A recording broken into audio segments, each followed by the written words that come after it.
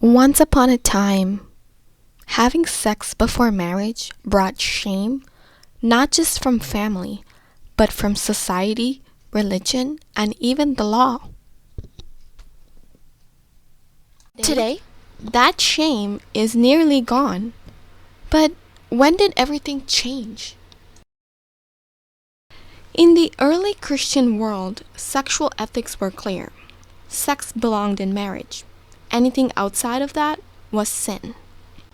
In today's episode, we will deep dive into the history of premarital sex in the West. As we just mentioned, in early Christian world, sexual ethics were very clear, as the Apostle Paul warned against fornication, and Saint Augustine called sex, even within marriage, tainted by original sin.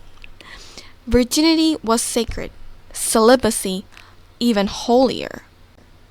In fact, in 1 Corinthians 6:8, Apostle Paul is commanding the people that he's writing his letter to flee from sexual immorality altogether.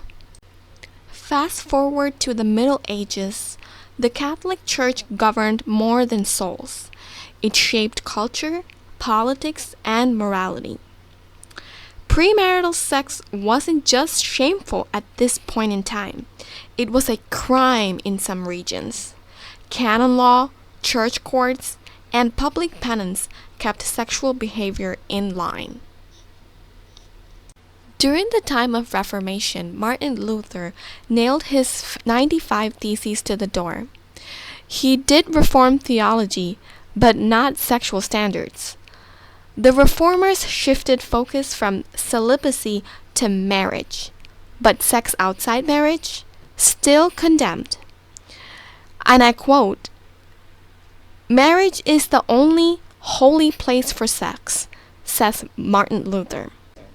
Fast forward to the time of the Enlightenment, which brought new ideas, science, reason, and doubt.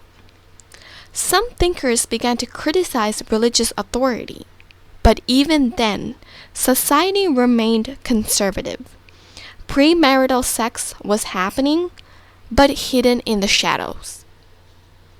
By the 1800s, sexual shame reached its peak. The Victorian era imposed severe moral codes, especially on women. Virginity was expected and honor was everything. But behind closed doors, double standards. Men were often excused, but women were ruined. By the 20th century, cracks began to show. World wars, Freud, jazz, technology, feminism. The early 20th century brought change. Freud said sexual repression caused neurosis. Birth control emerged. Women gained more freedom, but sex before marriage was still taboo, especially in public. In the 1960s, more change happens. This time, the sexual revolution exploded. Feminism, civil rights, music, and birth control combined like fire and gasoline. What was once shameful became normal.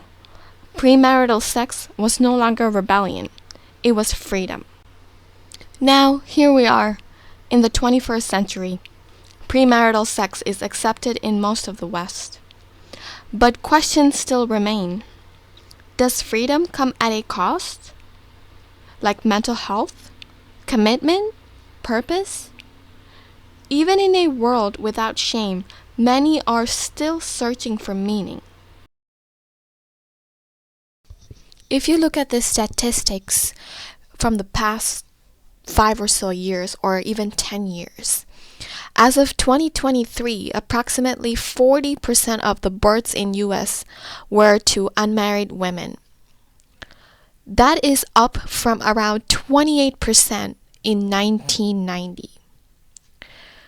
Geographically, states like Mississippi and New Mexico has over 50% of births outside of marriage, while Utah is around 19%.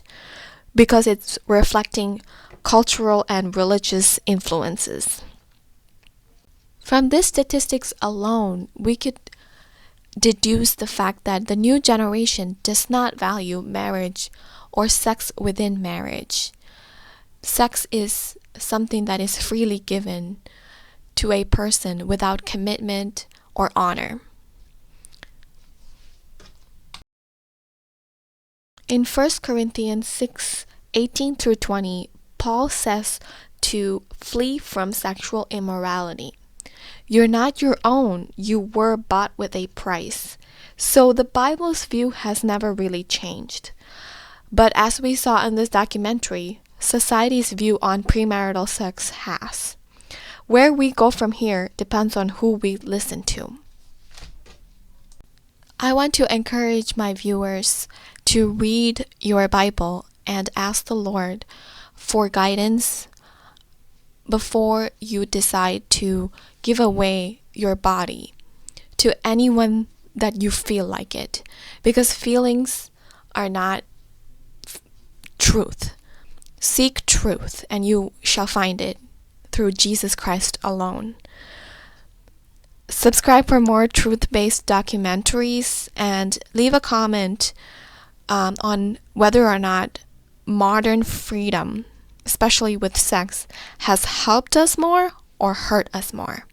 As always, I love you all, and God bless you.